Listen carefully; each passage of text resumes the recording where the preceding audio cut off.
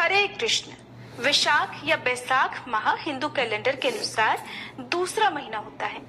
इस महीने गंगा उपासना, वरुथनी एकादशी, मोहिनी एकादशी, अक्षय तृतीया, वैशाख पूर्णिमा, बुद्ध पूर्णिमा जैसे महत्वपूर्ण त्योहार और व्रत आदि मनाए जाते हैं।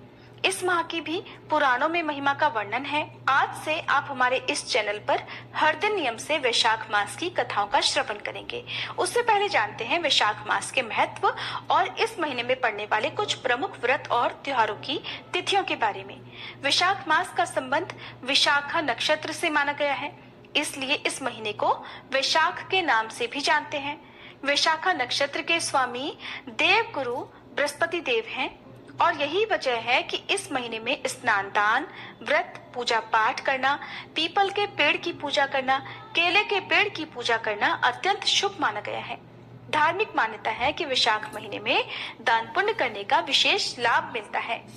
जिस प्रकार विद्याओं में वेद विद्या, मंत्रों में प्रणव, वृक्षों में कल्प वृक्ष, धेनुओं में कामधेनु, देवताओं में श्री विष्णु, वर्णों में ब्राह्मण, प्रिय वस्तुओं में प्राण, नदियों में गंगा जी, तेजों में सूर्य, अस्त्र शास्त्रों में चक्र, धातुओं में स्वर्ण, वैष्णवों में शिव जी और रत्नों में कौस्तुभ मणि है, उसी प्रकार धर्म के साधनभूत महीनों में वैशाख मास सबसे उत्तम है। संसार में इसके समान भगवान विष्णु को प्रसन्न करने वाला दूसरा कोई मास नहीं है। एक प्रसंग के अनुसार जब एक बार राजा अम्बरीश दीर्घ काल तक तप करने के बाद गंगा तीर्थ की ओर जा रहे थे, तभी मार्ग में उन्हें देवर्षि नारद जी के दर्शन हुए। विनय पूर्वक राजा ने देवर्षि से प्रश्न किया, देवर्षि, ईश्वर ने प्रत्येक वस्तु में किसी श्रेष्ठ कोटि की रचना की है, लेकिन मासों में कौन सा मास सर्वश्रेष्ठ है? इस पर नारद जी ने कहा, जब समय विभाजन हो रहा था उस समय ब्रह्मा जी ने वैशाख मास को अत्यंत पवित्र सिद्ध किया है। वैशाख मास सब प्राणियों की मनोकामना को सिद्ध करता है। इस मास में भगवान विष्णु की कृपा प्राप्त करने के लिए सूर्योदय से पहले ही स्नान करना चाहिए। पुराणों के अनुसार वैशाख के महीने में भगवान विष्णु की आज्ञा से जन कल्याण हेतु जल में समस्त देवी देवता वास करते हैं। वैशाख मास में स्नान दान का विशेष महत्व है, इसलिए इस मास में जल का दान करने से व्यक्ति को विशेष लाभ मिलता है और जीवन में आ रही परेशानियां दूर हो जाती हैं। क्योंकि इस मास में गर्मी चरम पर होती है, इसलिए छायादार वृक्षों की सेवा, छायादार पौधे लगाना, गर्मी से त्रस्त व्यक्ति की सहायता या चप्पल, प्याऊ आदि का दान करने से भी व्यक्ति को देवी देवताओं का आशीर्वाद मिलता है। ये महीना संयम, अहिंसा, अध्यात्म, स्वाध्याय और जन सेवा का महीना है, इसलिए सेवा चाहे किसी भी रूप में हो अधिक से अधिक करनी चाहिए। विशेष रूप से इस मास में धूम्रपान, मांसाहार, मदिरापान और पर निंदा जैसी बुराइयों से बचना चाहिए। भगवान विष्णु की सेवा और उनके सगुण या निर्गुण स्वरूप का अनन्य चित्त से ध्यान करना चाहिए। वैशाख मास में स्नान करते समय भगवान मधुसूदन की स्तुति इस प्रकार करनी चाहिए, हे मधुसूदन, मैं सुबह सुबह वैशाख महीने का स्नान कर रही हूँ या कर रहा हूँ, जब सूर्य देव मेष राशि में स्थित हैं, कृपया मेरा स्नान बिना किसी बाधा के पूरा करें और मुझे आशीर्वाद दें। फिर स्नान करने के बाद सूर्य देव को देखते हुए अर्घ मुट्ठी भर जल अर्पण करना चाहिए। फिर कहना चाहिए, मैं वैशाख की सुबह सूर्य के मेष राशि में होने पर औपचारिक रूप से अर्घ दे रही हूँ, कृपया स्वीकार करें।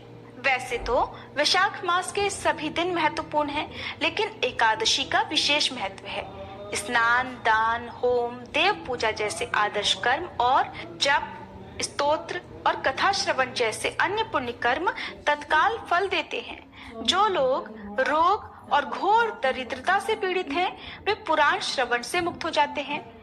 अंधे, विधवा, सामान्य पुरुष, महिलाएं और बच्चे, युवा, वृद्ध, कृषकाय और अन्य सभी लोग मास की एकादशी के पुण्य के फल स्वरूप अपने कष्टों को कम या दूर कर सकते हैं। इसी प्रकार वैशाख मास की अमावस्या पितृ पूजा और श्राद्ध, पिंडदान और तिल तर्पण करने के लिए बहुत ही प्रभावकारी है। इस मास में खरमास समाप्त होने के बाद भूमि, वाहन, भवन, सोना चांदी आदि खरीदने से उसमें वृद्धि होती है। नए कार्यों की शुरुआत करने के लिए भी वैशाख का महीना शुभ माना गया है। साल 2025 में वैशाख का महीना 13 अप्रैल दिन रविवार से प्रारंभ होकर 12 मई दिन सोमवार तक रहेगा, जिस दिन बुद्ध पूर्णिमा का व्रत रहेगा। और वैशाख महीने का सबसे पहला त्योहार पड़ेगा वैसाखी का, जो कि 14 अप्रैल सोमवार को मनाई जाएगी। 16 अप्रैल दिन बुधवार को संकष्टी गणेश चतुर्थी, 24 अप्रैल गुरुवार के दिन वरुथनी एकादशी, 25 अप्रैल दिन शुक्रवार को प्रदोष व्रत रहेगा, 26 अप्रैल दिन शनिवार को मासिक शिवरात्रि का व्रत, 27 अप्रैल दिन रविवार को वैशाख अमावस्या, 29 अप्रैल दिन मंगलवार को परशुराम जयंती, 30 अप्रैल बुधवार के दिन रोहिणी व्रत और अक्षय तृतीया का पर्व मनाया जाएगा। 1 मई दिन गुरुवार को वरद चतुर्थी का व्रत रहेगा। 3 मई दिन शनिवार को गंगा सप्तमी का व्रत रहेगा। 5 मई दिन सोमवार को माँ बगलामुखी जयंती मनाई जाएगी। 6 मई दिन मंगलवार को सीता नवमी। 8 मई दिन गुरुवार को मोहिनी एकादशी का व्रत रहेगा। 9 मई दिन शुक्रवार को परशुराम द्वादशी और प्रदोष व्रत रहेगा।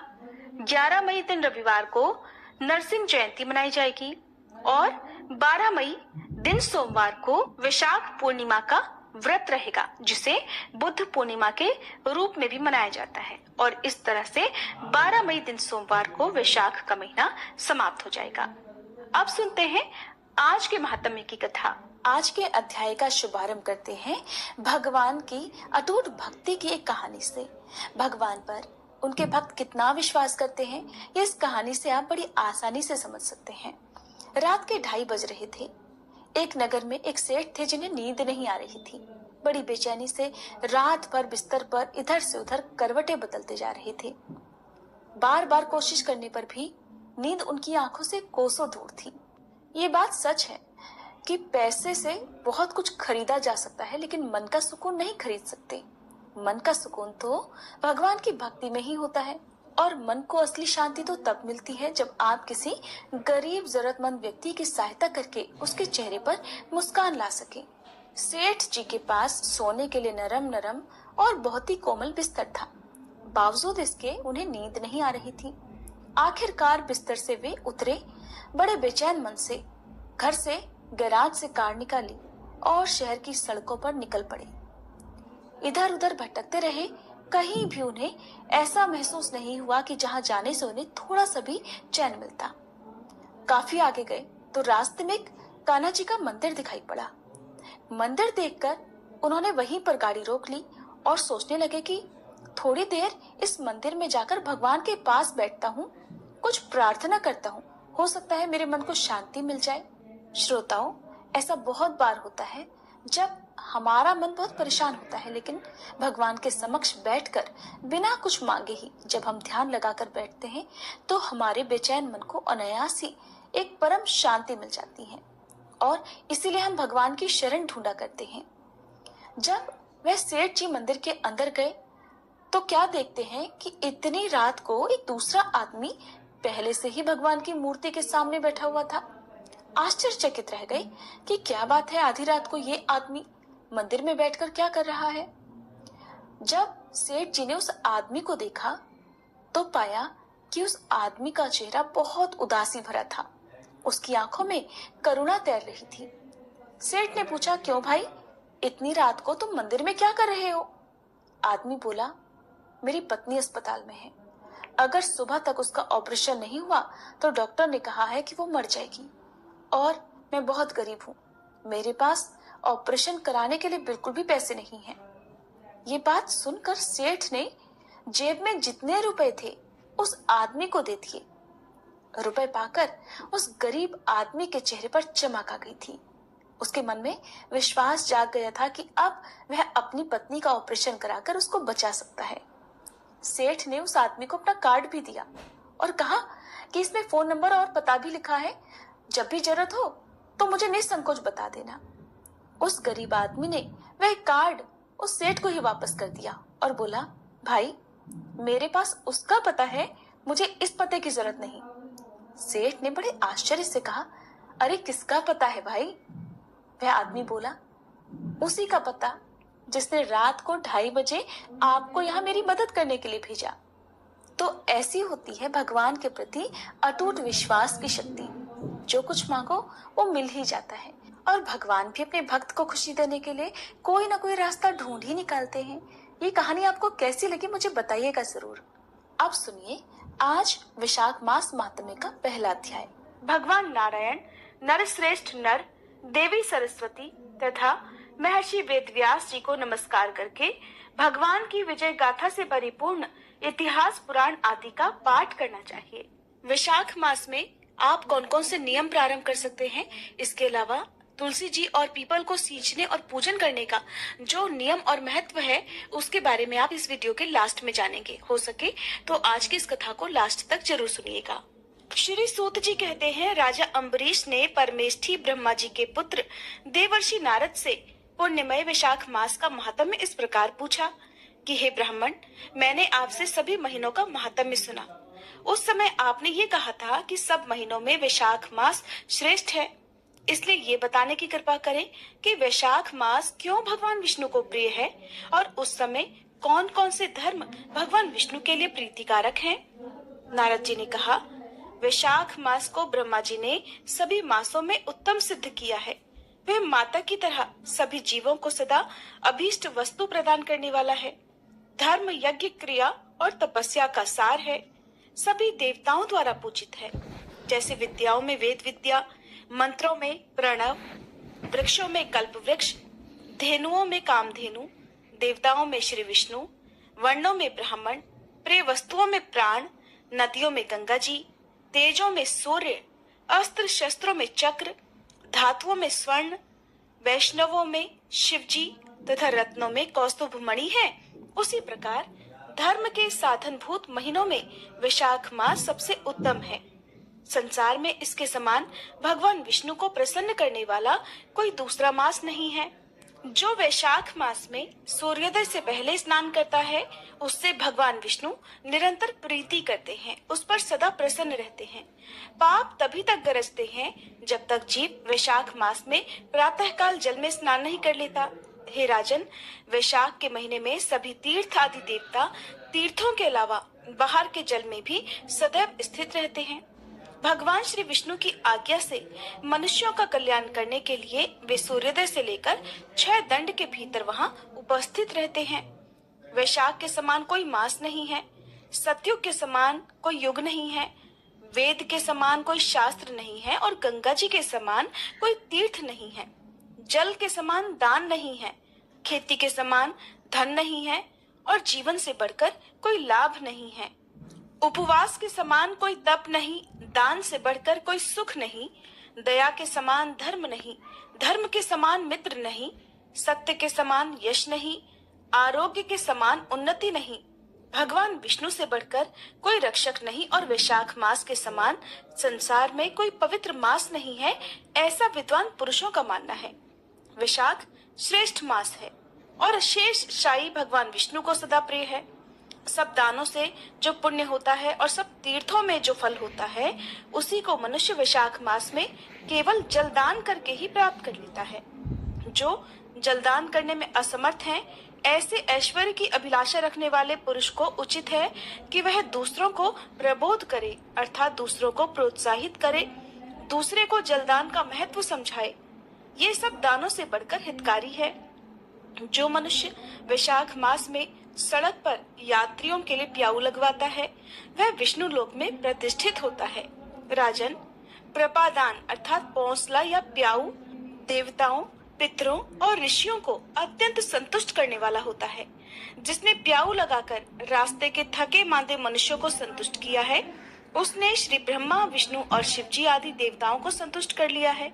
राजन, वैशाख मास में जल की इच्छा रखने वाले को जल, छाया चाहने वाले को छाता और पंखे की इच्छा रखने वाले को पंखा देना चाहिए। राजन, जो प्यास से पीड़ित महात्मा पुरुष के लिए शीतल जल प्रदान करता है वह उतने ही मात्र से 10,000 राजसूय यज्ञों का फल प्राप्त कर लेता है। धूप और परिश्रम से पीड़ित ब्राह्मण को जो पंखा डुलाकर हवा करता है, वह उतने ही मात्र से निष्पाप होकर भगवान विष्णु का पार्षद हो जाता है। जो मार्ग से थके हुए श्रेष्ठ द्विज को वस्त्र से भी हवा कर लेता है, वह उतने से ही मुक्त होकर भगवान विष्णु का सानिध्य प्राप्त कर लेता है। जो शुद्ध मन से ताड़ का पंखा दान करता है, वह सब पापों का नाश करके अंत में ब्रह्मलोक को जाता है। जो विष्णु प्रिय वैशाख मास में पादुका का दान करता है, वह यमदूतों का तिरस्कार करके श्री विष्णु लोक में जाता है। जो मार्ग में अनाथों के ठहरने के लिए विश्रामशाला बनवाता है, उसके पुण्य फल का वर्णन किया ही नहीं जा सकता। मध्याह्न में आए हुए ब्राह्मण अतिथि को अगर कोई भोजन दे तो उसके फल का भी अंत नहीं है। राजन, अन्नदान मनुष्यों को तत्काल तृप्त करने वाला है, इसलिए संसार में अन्न के समान कोई दूसरा दान नहीं है। जो मनुष्य मार्ग के थके हुए ब्राह्मण या फिर अन्य व्यक्तियों के लिए आश्रय देता है, उसके पुण्यफल का वर्णन नहीं किया जा सकता। राजन, जो अन्नदाता है वह माता पिता आदि का भी विस्मरण करा देता है, इसलिए तीनों लोकों के निवासी अन्नदाता की ही प्रशंसा करते हैं। माता और पिता केवल जन्म के हेतु हैं, लेकिन जो अन्न देकर पालन करता है मनीषी पुरुष, इस लोक में उसी को पिता कहते हैं। नारद जी कहते हैं, वैशाख मास में धूप से तपे और थके मांदे ब्राह्मणों को या अन्य व्यक्तियों को श्रम नाशक सुखद पलंग देकर मनुष्य कभी जन्म मृत्यु आदि के क्लेशों से कष्ट नहीं पाता। जो वैशाख मास में पहनने के लिए कपड़े और बिछाने के लिए बिछावन देता है, वह उसी जन्म में सभी भोगों से संपन्न हो जाता है और सभी पापों से रहित होकर ब्रह्म निर्वाण अर्थात मोक्ष को प्राप्त कर लेता है। जो तिनके की बनी हुई या अन्य खजूर आदि के पत्तों की बनी हुई चटाई का दान करता है, उसकी उस चटाई पर साक्षात भगवान विष्णु सोते हैं। चटाई देने वाला बैठने और बिछाने आदि में सब ओर से सुखी रहता है। जो सोने के लिए चटाई और कंबल देता है, वह उतने ही मात्र से मुक्त हो जाता है। निद्रा से दुख का नाश होता है, निद्रा से थकावट दूर होती है और वह निद्रा चटाई पर सोने वाले को सुखपूर्वक भी आ जाती है। धूप से कष्ट पाए हुए श्रेष्ठ ब्राह्मण को जो सूक्ष्मतर वस्त्र दान करता है, वह पूरी आयु और परलोक में उत्तम गति को प्राप्त करता है। जो पुरुष ब्राह्मण को फूल और रोली देता है, वह लौकिक भोगों का भोग करके मोक्ष को प्राप्त कर लेता है। जो खस, कुश और जल से वासित चंदन देता है, वह सब भोगों में देवताओं की सहायता प्राप्त करता है और उसके पाप और दुख की हानि होकर परमानंद की प्राप्ति होती है। वैशाख के धर्म को जानने वाला जो पुरुष गोरोचन और कस्तूरी का दान करता है, वह तीनों तापों से सदा के लिए मुक्त होकर परम शांति को प्राप्त कर लेता है। जो विश्रामशाला बनवाकर प्याऊ सहित ब्राह्मण को दान करता है, वह लोगों का अधिपति बन जाता है। जो सड़क के किनारे बगीचा, पोखरा, कुआं और मंडप बनवाता है, वह धर्मात्मा है, उसे पुत्रों की क्या आवश्यकता है। उत्तम शास्त्र का श्रवण, तीर्थ यात्रा, सत्संग, जलदान, अन्नदान, पीपल का वृक्ष लगाना तथा पुत्र, इन 7 को विज्ञ पुरुष संतान मानते हैं। जो वैशाख मास में ताप नाशक तक्र दान करता है, वह इस पृथ्वी पर विद्वान और धनवान हो जाता है। धूप के समय मट्ठे के समान कोई दान नहीं, इसलिए रास्ते के थके मांदे ब्राह्मणों को या अन्य व्यक्तियों को मट्ठा दान में देना चाहिए। जो वैशाख मास में धूप की शांति के लिए दही और खांड दान करता है तथा विष्णु प्रिय वैशाख मास में जो स्वच्छ चावल देता है, वह पूरी आयु और संपूर्ण यज्ञों का फल प्राप्त कर लेता है। जो पुरुष ब्राह्मण के लिए गोघृत अर्पित करता है, वह अश्वमेध यज्ञ का फल पाकर विष्णु लोक में आनंद का अनुभव करता है। जो दिन के ताप की शांति के लिए सायंकाल में ब्राह्मण को ऊख दान करता है, उसको अक्षय पुण्य की प्राप्ति होती है। जो वैशाख मास में शाम को ब्राह्मण के लिए फल और शरबत देता है, उससे उसके पितरों को निश्चय ही अमृत पान का अवसर मिलता है। जो वैशाख के महीने में पके हुए आम के फल के साथ शरबत देता है, उसके सारे पाप निश्चय ही नष्ट हो जाते हैं। जो वैशाख की अमावस्या को पितरों के उद्देश्य से कस्तूरी, कपूर, बेला और खस की सुगंध से वासित शरबत से भरा हुआ घड़ा दान करता है, वह 96 घड़ा दान करने का पुण्य प्राप्त कर लेता है। वैशाख मास में तेल लगाना, दिन में सोना, कांसे के बर्तन में भोजन करना, खाट पर सोना, घर में नहाना, निषिद्ध पदार्थ खाना, दोबारा भोजन करना और रात में खाना, ये 8 बातों का त्याग कर देना चाहिए। जो वैशाख में व्रत का पालन करने वाला पुरुष पद्म पत्ते में भोजन करता है, वह सभी पापों से मुक्त होकर श्री विष्णु लोक को जाता है। जो विष्णु भक्त पुरुष वैशाख मास में नित्य प्रति नदी में स्नान करता है, वह 3 जन्मों के पाप से निश्चय ही मुक्त हो जाता है। जो प्रातःकाल सूर्योदय के समय किसी समुद्र गामिनी नदी में वैशाख स्नान करता है, वह 7 जन्मों के पाप से तत्काल मुक्त हो जाता है। जो मनुष्य 7 गंगाओं में से किसी में उषा काल में स्नान करता है, वह करोड़ों जन्मों में अर्जित किए हुए पाप से निस्संदेह मुक्त हो जाता है। जानवी अर्थात गंगा जी, गोदावरी, कालिंदी अर्थात यमुना, सरस्वती, कावेरी, नर्मदा और वेणी, ये 7 गंगाएं कही गई हैं। वैशाख मास आने पर जो प्रातःकाल बावड़ियों में स्नान करता है, उसके महापापों का भी नाश हो जाता है। कंद, मूल, फल, शाक, नमक, गुड़, बेर, पत्र, जल और तक्र जो भी वैशाख मास में दिया जाए, वह सब अक्षय होता है। तक्र अर्थात छाछ या मट्ठा। ब्राह्मण आदि देवता भी बिना दिए हुए कोई वस्तु नहीं पाते। जो दान से हीन है, जो कभी दान नहीं करते, वह निर्धन होते हैं। इसलिए सुख की इच्छा रखने वाले पुरुष को वैशाख मास में अवश्य ही दान करना चाहिए। सूर्य देव के मेष राशि में स्थित होने पर भगवान श्री विष्णु के उद्देश्य से अवश्य ही प्रातःकाल स्नान करके भगवान विष्णु की पूजा करनी चाहिए। कोई महिरथ नामक एक राजा था जो कामनाओं में आसक्त और अजितेंद्रिय था। वो केवल वैशाख स्नान के सुयोग से स्वतः ही वैकुंठ धाम को चला गया। वैशाख मास के देवता भगवान मधुसूदन हैं, इसलिए वह सफल मास है। वैशाख मास में भगवान की प्रार्थना का मंत्र इस प्रकार है: मधुसूदन देवेश वैशाखे मेषगे रवि, प्रातः स्नानम करिष्यामि निर्विघ्नं कुरु माधव। अर्थात हे माधव, हे मधुसूदन, मैं मेष राशि में सूर्य के स्थित होने पर वैशाख मास में प्रातः स्नान करूंगा। आप इसे निर्विघ्न पूर्ण कीजिएगा। फिर हर दिन इस मंत्र के साथ या हिंदी अर्थ के साथ अर्घ्य प्रदान करना चाहिए।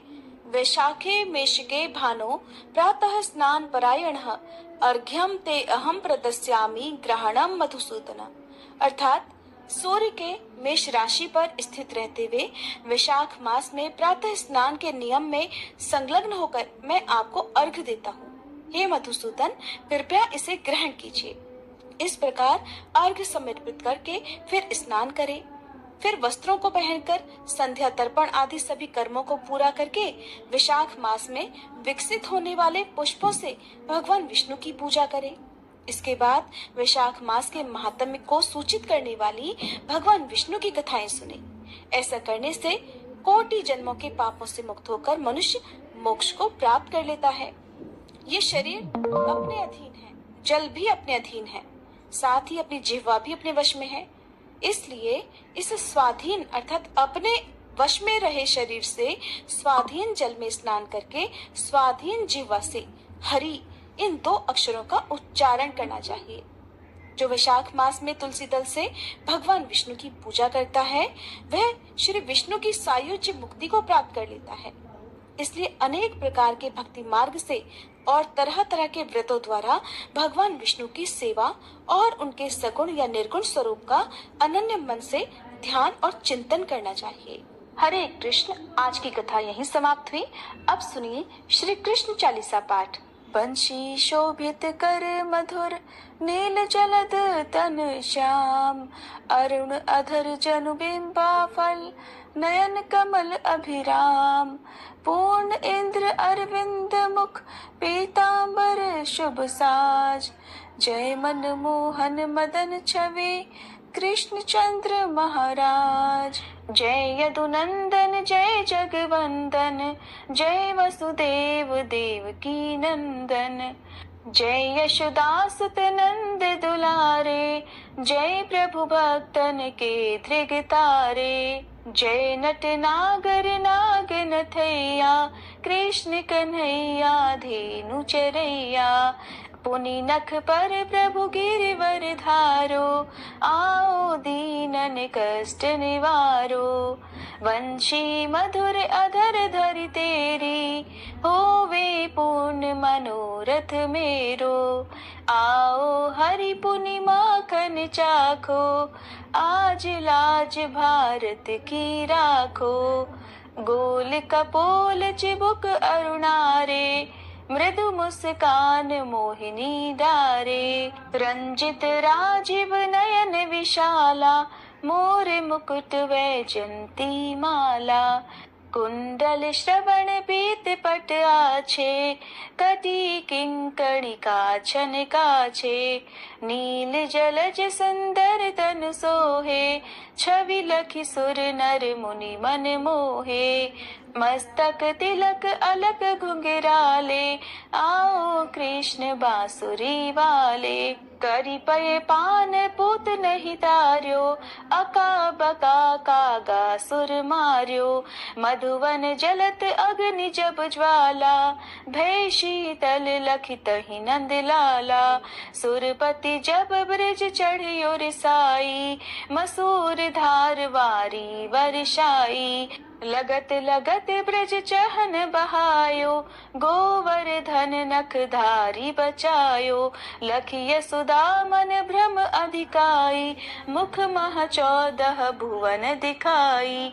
दुष्ट कंस अति उधम मचायो, कोटि कमल जब फूल मंगायो। नाथी काली यही तब तुम लीन्हे, चरण चिन्ह दे निर्भय कीन्हे। करी गोपिन संग रास विलासा, सबकी पूरन करी अभिलाषा। केतिक मह असुर संग हार्यो, कंस ही केस पकड़ दे मार्यो। मात पिता की बंदी छुड़ाई, उगर सेन कह राज दिलाई। मही से मृतक छहु सुत लायो, मातु देव की शोक मिटायो। भौमासुर मुर दैत्य संहारो, लाए 18 सहस कुमारो। दे भी नहीं तृण चीर संहारा, जरा सिंधु राक्षस कह मारा। असुर बकासुर आदिक मार्यो, भक्तन के तब कष्ट निवार्यो। दीन सुदामा के दुख टार्यो, तंदुल 3 मूठ मुख डार्यो। प्रेम के साग विदुर घर मांगे, दुर्योधन के मेवा त्यागे। लखी प्रेम की महिमा भारी, ऐसे श्याम दीन हितकारी। भारत के पारथ रथ हाके, लिए चक्र कर नहीं बल ताके। निज गीता के ज्ञान सुनाए, भक्तन हृदय सुधा वर्षाए। मीरा थी ऐसी मत वाली, विष पी गई बजा कर ताली। राना भेजा सांप पिटारी, शालिग्राम बने बनवारी। निज माया तुम विधि ही दिखायो, उरते संशय सकल मिटायो। तब शत निंदा करि तत्काला, जीवन मुक्त भयो शिशुपाला। जब ही द्रौपदी टेर लगाई, दीनानाथ लाज अब जाई। तुरत ही वसन बने नंदलाला, बढ़े चीर भय अरि मुह काला। असनाथ के नाथ कन्हैया, डूबत भंवर बचावत नैया। सुंदर दास आस उरधारी, दया दृष्टि की जय बनवारी। नाथ सकल मम कुमति निवारो, क्षमहु बेगी अपराध हमारो। खोलो पट अब दर्शन दीजे, बोलो कृष्ण कन्हैया की जय। बोलो कृष्ण कन्हैया की जय, बोलो कृष्ण कन्हैया की जय। ये चालीसा कृष्ण का पाठ करे उरधारी, अष्ट सिद्धि नवनिधि फल लहे पदार्थ चारी। बोलो श्री कृष्ण भगवान की जय।